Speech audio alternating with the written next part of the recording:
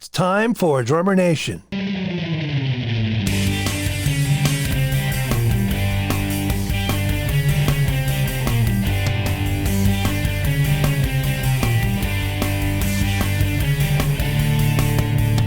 During the U.S. quarantine of 2020, Sean Kennedy revisited the popular 1700s rudimental snare drum solo, The Downfall of Paris. After discovering a little-known fife part, Sean penned an arrangement for a percussion section with brass quintet. Friends Clayton, Cameron, and Bernie Dresel were enlisted as additional snare drummers. Over a 2-week period, the musicians began submitting their audio and video performances to Sean, who had them edited into a unique performance.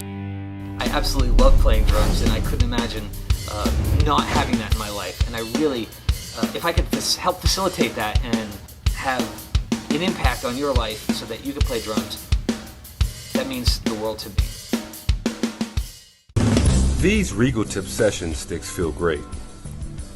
They kind of put me in the mindset of a thinner and lighter 5A. Go to regaltip.com, order a pair, or go to your nearest music store. Pick up a pair and let us know exactly how you feel about the stick. Introducing the Star Festival Snare Drum from Gary Astridge, a handcrafted and precision replica of the rarest and most iconic of drums, Ringo Starr's 1963 Ludwig Jazz Festival. Each instrument is authorized and hand-signed by Ringo Starr and will benefit his charity, the Lotus Foundation. Memphis Drum Shop is the world's premier provider of percussion instruments. With 6 showrooms of gear, mycymbal.com, the Memphis Gong Chamber, and a first-rate repair department, turn to Memphis Drum Shop for all your percussion needs.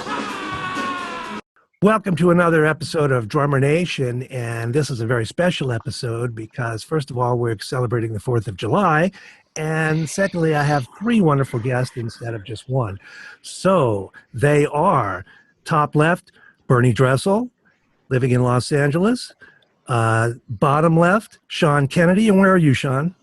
Oh, Philadelphia. That's nice. Philadelphia. Bottom right, Clayton Cameron. And you're in LA too, right? Yep. In fact, Clayton's at the beach as we speak. I'm at the beach. He is not. Manhattan Beach. It's an imaginary beach, but it's an imaginary world we're in. So we're all hunkered down in this COVID isolation time, and musicians are finding creative ways to work with one another. Sean put this package together with the idea of people in different areas performing The Downfall of Paris. And there's more to the story, but did this start out as a COVID project, Sean, or did you have it in mind prior? No, there's a couple dots that have to be connected, I guess, to get to here, to the COVID project. Please. Yeah. Well, all of us, if we've studied rudimental drumming, have come across The Downfall of Paris. So it's been in my vocabulary for decades. It's one of the standards of rudimental drumming. And I've been playing with a brass group out here in Philly called the Hickory Brass. And they're a wonderful group, but as a drummer, I'm usually in the back doing some oompa stuff and accompaniment. And the director was really open to people contributing arrangements. So I was listening to an old CD by Frederick Fennell. I think it was called Spirit of 76, Flourishes and Ruffles. It's all the military music from the 17 and 1800s. And there's actually a melody that goes to The Downfall of Paris. Just fife. It was solo fife and a couple drums. So I took the fife melody, added some harmony and counter melodies and rhythms and things like that. And we tried it with the brass group out here. And it was a feature for me. I could bring the snare drum out front. And it was a little different than the regular brass quintet thing. And it caught on. And when COVID hit, I was trying to think of creative projects to do with friends from all across the country. And this one seemed to work perfectly because a lot of the drummers would have known it. It was different for the brass, and that's kind of the genesis of this project. I've read that The Downfall of Paris is ancient, and it's the most commonly known and commonly played snare drum solo, rudimental snare drum solo of all time. So is it fair to say we all grew up playing that as kids? I have a little side story on that. I was 7th grade beginner's band, showed up, didn't know how to hold the sticks. And my band director was something of a drummer, so I studied with him. And by December or so, he had me working on The Downfall of Paris, which was pretty, ambitious at the time. But I was having such a hard time with it that I still have a purple mimeograph sheet to give away my age, where it says The Downfall of Paris, and he crossed out Paris and wrote Vospine on the top. But I Composer of that again. I don't think. Who's the composer of Downfall of Paris? I don't know. It's like late 1700s, and it was just a traditional tune. They think it came from a military regiment over in England, and that's kind of where it originated. Mm-hmm. Of all the ones I learned as a kid, you know, the Connecticut General and Three Camps and all that, this is the only one I truly remember. So it was great to hear what you did. How did you discover the fife part? Because I never knew there was a melody to it. Yeah, it was two different things. I had first seen the fife part. I was at this old drum shop. I don't know if you guys heard of the Keswick Theater. It's kind of near me. It's a pretty famous theater around here. And there was an old drum shop behind it. And I saw the Francis Augustus Muller snare drum method from the 40s. It was like an original copy for $1. And I bought it, and it had all the classic solos in it. And in the drum book, the fife part was in there. And that's where I first saw it. I started, pecking it out on my xylophone at home. And then when I heard Fennell's version of it, everything came together. And the thing that really got to me was how funky it was for the 1700s. Like, I can't imagine what it must have sounded like back then with those upbeats and all that. It must have been super funky in the 1700s. I think Tower of Power got a lot of their stuff from that, actually. Oh, I think you're right. Garibaldi. Yeah. It's funny you say that, because I always thought that the Flamington was a funky rudiment, you know. Yeah. Just the Flamington itself It is. Yeah. made it sound funky to me. Clayton, you grew up playing this too? Yeah, I mean, anytime you did anything in the NARD book, that's, it had all that stuff. And what you're speaking to, those things that sound funky usually have some sort of dotted notes in them. So, like, 1 and 2, like that 4/3 thing. And so anytime you start putting those things together, that's why they sound funky, because, 3 is a funky thing. It's a funky thing. And Bernie, you grew up playing this as well? I did so much rudimental drumming when I was a kid. I mean, I started lessons at 4.5, but I remember I would call NARD, Nard. Yeah, Nard, right. Nard to me. I called it that too. And Nard was actually, we bought a dog, a Schnauzer, and his last name was Nard that we bought the dog from. So I thought that was cool. Maximilian Prince Nard was our dog. Was he a rudimental dog? But he was a funky dog. I guess so. And then the other book, the one that Philly Joe liked was Wilcoxon. Oh, yeah. So, so between, the real straight one and then the Wilcoxon, you got a whole lot of combinations in there that are really nice. Yep. I was talking to Jim Rupp in Columbus, Columbus Pro Percussion, I think it is, the owner there, a couple of weeks ago, and he said, yeah, now that we're all at home, we're all pulling out our rudimental books, and he mentioned the Wilcoxon book. You can open up any page and see how far you can go before you make a mistake, because it's great reading material, and it's pretty accessible, and it's still, I don't think it's in print. I was looking for it, and I had to find where I had lent it to us and get it back. What's not in print? The Charlie Wilcoxon book? No, it's still in print. I thought so, but I couldn't see it. Yeah, no, it's still. Yeah, it's there. Maybe it's in PDF now. Yeah, right. It's one of those books I bought 3 or 4 times, and every time it's a little more expensive, Shaping book, stick control book, syncopation. Stick control. The classics, you always leave them with a student or something, and they're gone, and you end up buying them again and again. Or if they change page numbers, people get mad. Like, it's confusing. like, wait, that was page 4 before. That's right. Syncopation, page 37. Don't change the page numbers. And how many people really got past page 1 on stick control? You can spend the rest of your life on that page. We all did. Point taken. I know we all did. But no, I was going to say, Steve Gadd posted not too long ago, a picture of his stick control book and commented on how important it was. Yeah. These are Bibles to drummers. If you're a young man or woman looking at this, check out these books. So, Sean, you decided to have 3 drummers play the snare drum part? Actually, 4 of us are playing snare drum. Bernie, Clayton, myself, and a friend of mine who's the associate principal percussionist at the Shanghai Phil. He's playing snare with us. And then I have the principal timpanist from the Philly Pops is covering bass drum and cymbals. And I love cymbals so much, we got another cymbal player. I have a friend from New York playing cymbals with us. Well, let's give their names. Let's give them some credit. Yeah, so David Liu is from the Shanghai Phil. He's actually from Philadelphia originally, but he was working with them a lot before COVID, and he's not doing much now except practicing. So he was really happy to join this project. The bass drum slash cymbal player is Dave Nelson from the Philly Pops, and Chihiro Shibayama is the other cymbal player who I got from New York, who's really busy or was busy with a lot of the Broadway shows. Great. And then what was the instrumentation for the melodic parts? Yeah, the melodic. That all started with a friend of mine, Chris Coletti, who just retired from 10 years in the Canadian Brass. He was one of their trumpet players. And well before COVID, about 5 or 6 years ago, I had pitched this idea to him to do this live or have the Canadian Brass do it or something. And he was like, yeah, we'll see. And it kind of just disappeared. And when this hit, I was trying to think of a project to do with him and some of my brass player friends out there. And this was just perfect. So I sent it to Chris and I said, and I had this crazy idea of having like 50 brass players. Like we should get all these trumpets and all these trombones. And he said, whoa, why don't we just have 5? I think it'll be more manageable. So I deferred to him as the brass expert. So he's playing trumpet 1 and 2. I have a French horn player who's also a mutual friend of Bernie's, Tony Lynn from LA. She does a lot of session work and freelance stuff out there. The trombone is the principal trombonist of the Philly Orchestra, Nitsan Hiros. And I've worked with him in different freelance situations here on the East Coast a lot. And we were dying to do a collaboration together. So he signed up. And then we needed tuba. And Chris Coletti is teaching up at Ithaca now. And the tuba professor is a monster. And he said, why don't you call Dave Earl? And David Earl did it. And that's the 4 people playing 5 brass parts. Beautiful. I've heard it, but I haven't seen it yet. We're going to play it in a little bit here. But Great. This is done during COVID, so you didn't. Unfortunately, I think I've been assured by the technical wizards that we're a long way away from being able to jam together because of latency issues. Yeah. As long as there's the speed of light and speed of sound involved, So you did it the way a lot of people are doing things now, where you do tracks all over the place and then somebody puts it together. Is that right?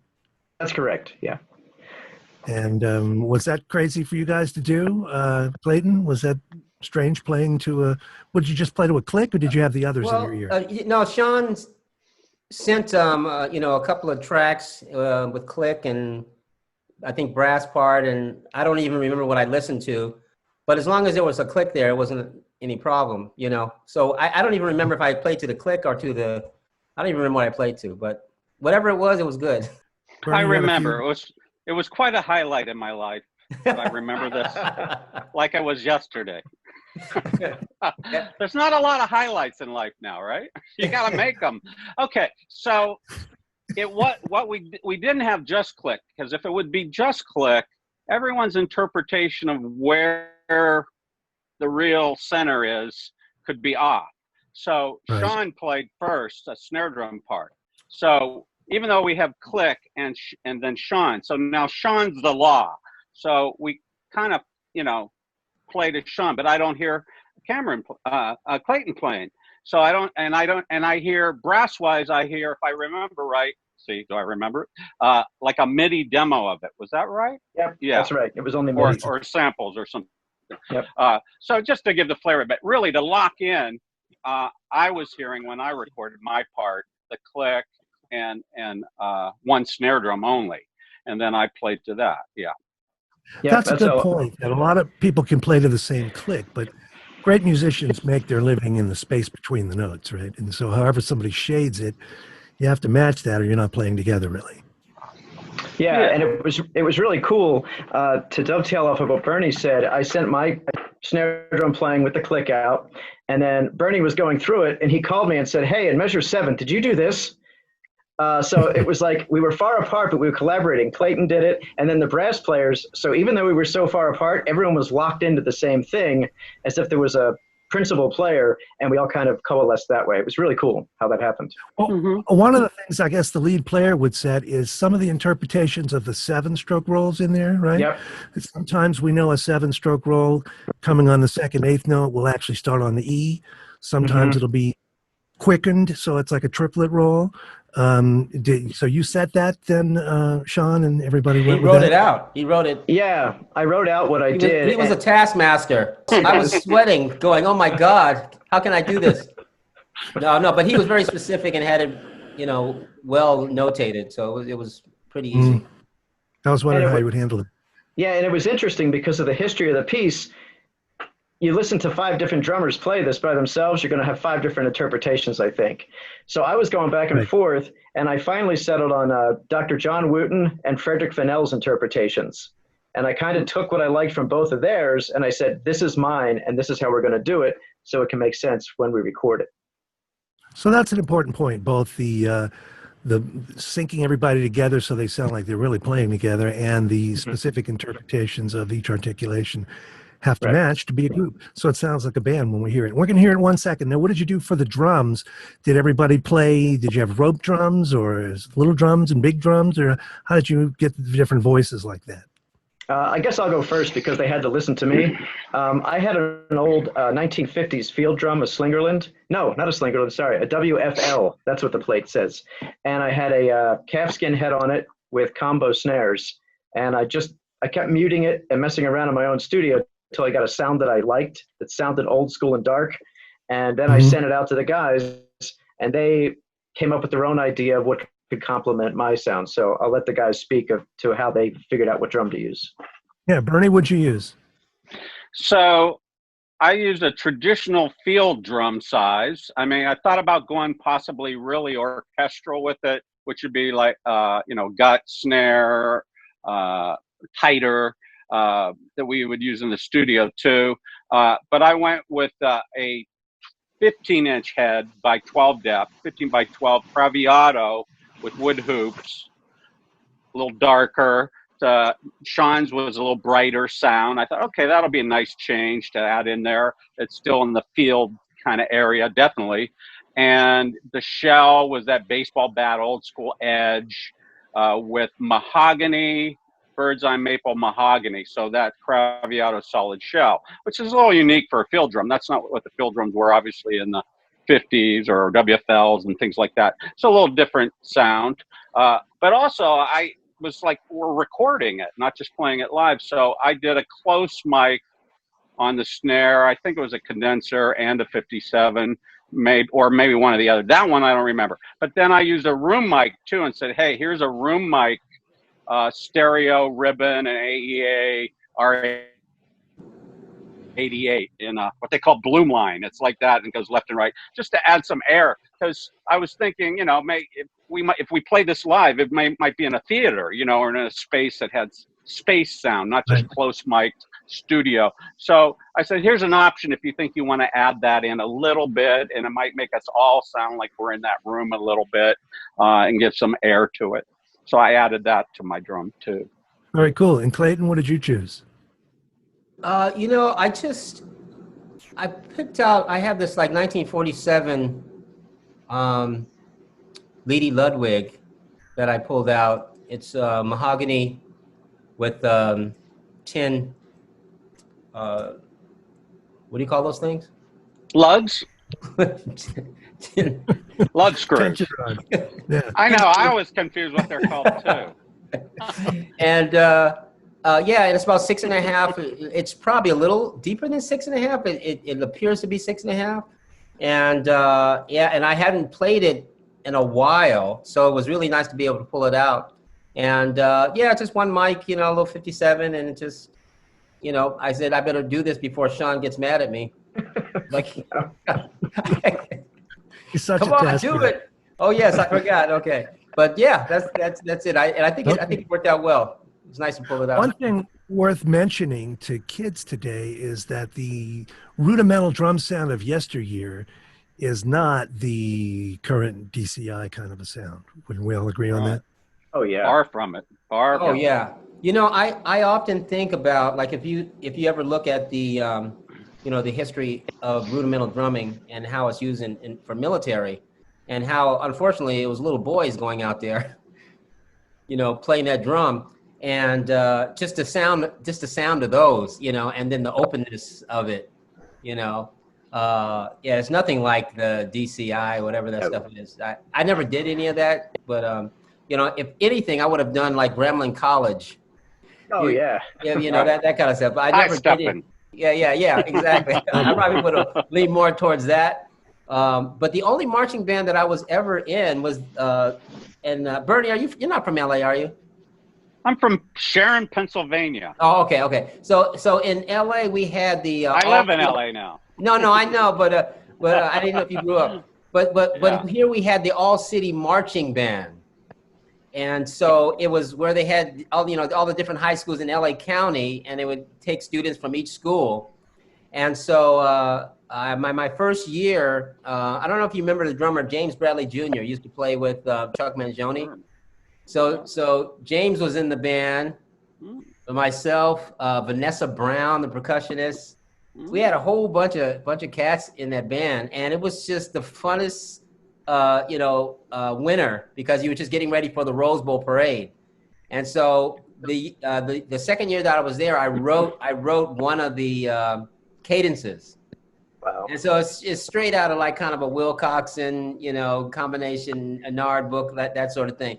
And the thrill of my life at that time was like hearing it on television.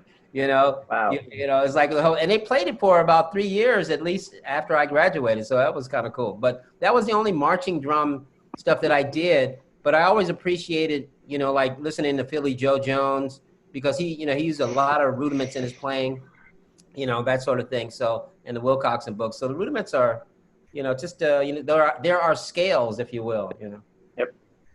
I thought we might your track with brushes on it, possibly. Aren't you not?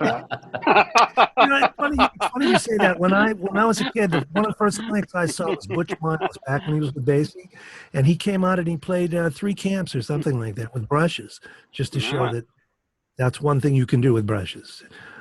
Clayton does a lot more than Yeah.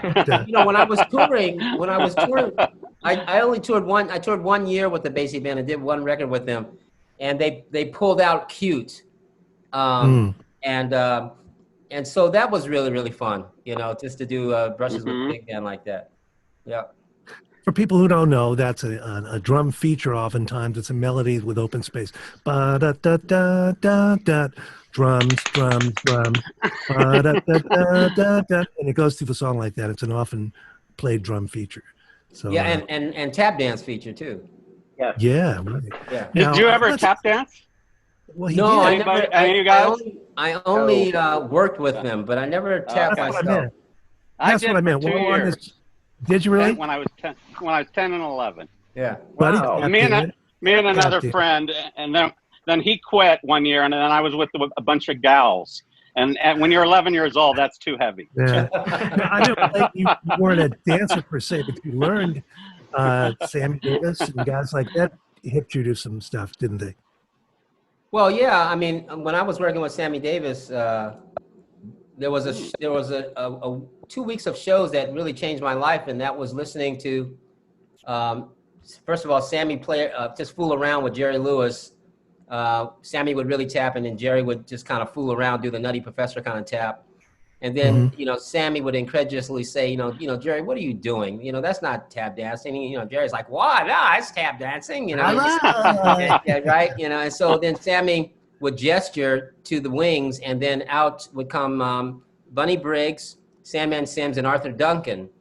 And so we did this show for 2 weeks. And so for 2 weeks, I watched them come out and, each do their thing. And then in the second week, Gregory Hines surprised Sammy, and he came out a couple of nights.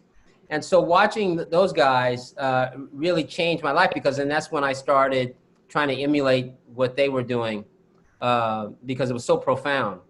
And it took me about 4 years to figure it out, but it was very interesting. It really changed my perspective. Are you guys hip to the Joe Jones album called The Drums? Oh yeah. Oh yeah. Yeah. Like the audience out there, go check it. It's probably, you can listen to it on YouTube, where he goes through all the different tap dancers, how drummers got our stuff from tap dancers first. Bill Bojangles or what, different names he'll go through. Now, he would do this, and then Joe Jones does. It's a pretty entertaining record. And no, absolutely. That's a great one. And it's also, if you listen to, let me see, that's the Joe Jones one. But Warren Baby Dodds has one too, where he talks about playing for the dancers. and then coming up with the shimmy beat, which was the predecessor to the swing beat that Joe Jones would do or make popular on the hi-hat.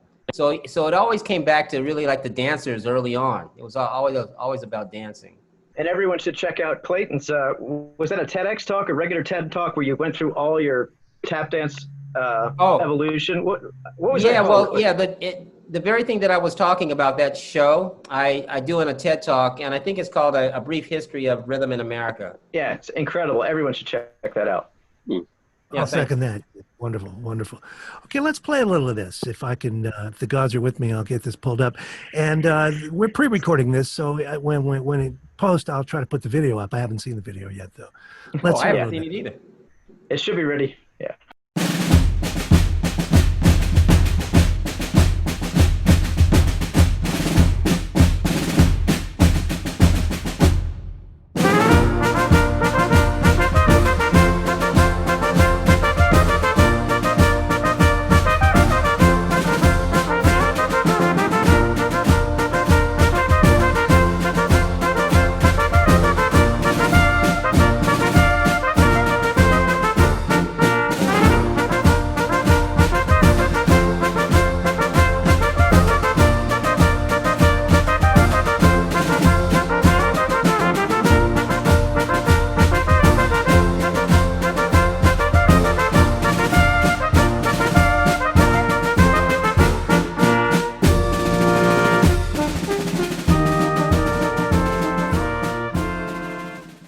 Okay, I'm going to bring it down there, but we're all looking forward to hearing it and seeing it.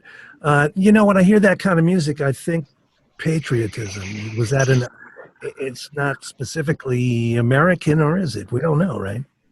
Well, they said it came from England, but I did read somewhere that Benjamin Franklin changed the words during the American Revolution and made it a kind of a fight rally song for the Continental soldiers. Words? There are words? Yeah, I don't have them. I saw them on a website somewhere. I'll try to send them to you. It was he wrote them in French, and it's like "We will succeed" or something. It was along those lines. I forget what he called it. Maybe we can get Michael to sing it. Michael's not on that's this. right. He could sing it. Yeah, we could make people pay to turn it off, right? You can hear it for free, but you got to pay to stop. Did you have in mind tying this into the 4th of July or not? Or I just thought that would be a great tie-in. It kind of happened organically because of when the project started, and the video crew, when they said they could get the videos done. So it kind of is leading itself to be a 4th of July thing. Yeah, it's just accidental. Okay. Well, we're going to put it up right before the 4th, and there'll be links in the show notes to where you can hear it and see it. And I understand you can download the music for it. Yeah, I have the sheet music for the brass, the full ensemble in case any schools or groups out there want to do it themselves, with all of our notations and the way we performed it.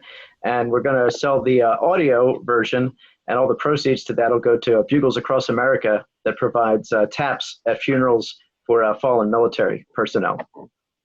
Beautiful, man. Well, there's your patriotism tie-in Yep. right there. All right, Sean, we have a new guest with us. Why don't you introduce him? Yeah, this is my good friend Andrew Torrey. He is a fantastic audio engineer and a great drummer too. And he's the guy that took all of our remote recordings and made us sound really good together. Welcome, Andrew. How are you, brother? Great.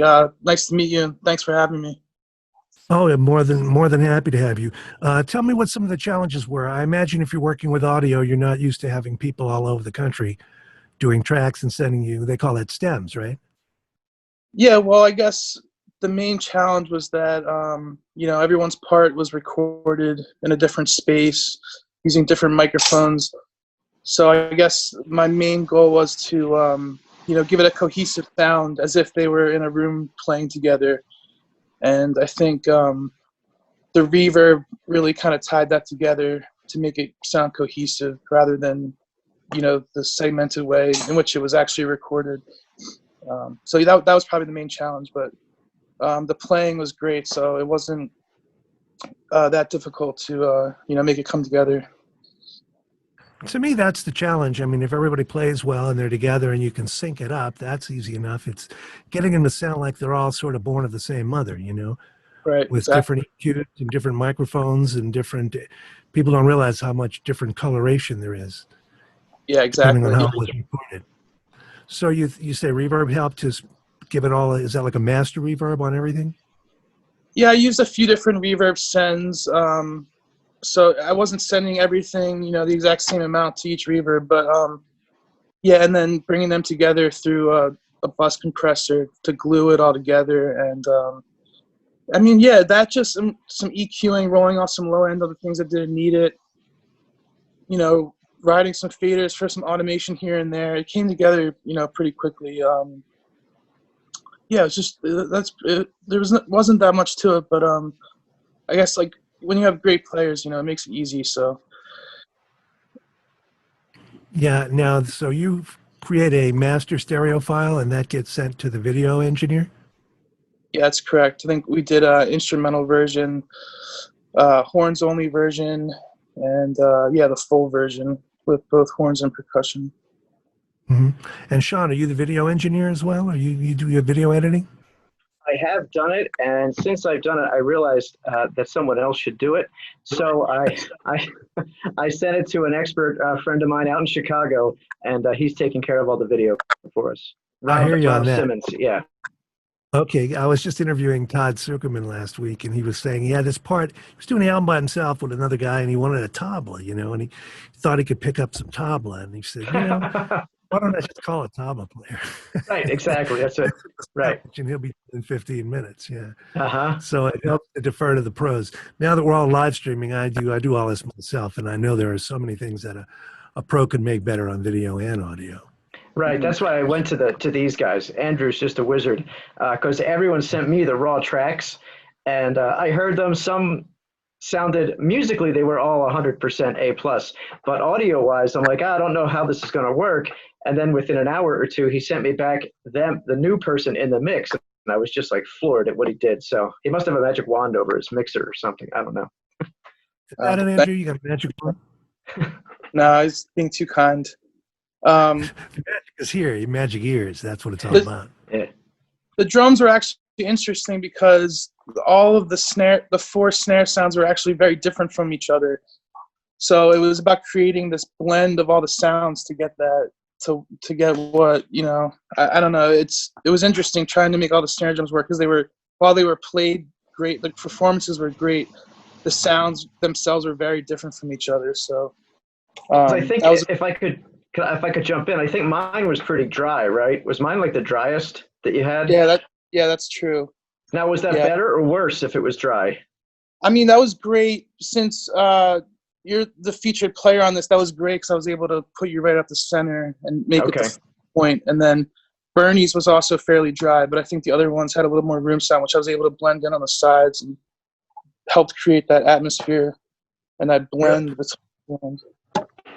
To me, it's better than if everybody had played it on the same drum. Sure, yeah. You have those different timbres to work with and pull together as an ensemble. Absolutely, yeah. It helps.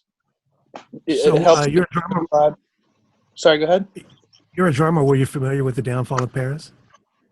Not particularly, but I'm sure I've heard it before. Sean was actually my percussion teacher growing up, so I'm sure I've heard it, through one of my lessons with him at some point. Okay.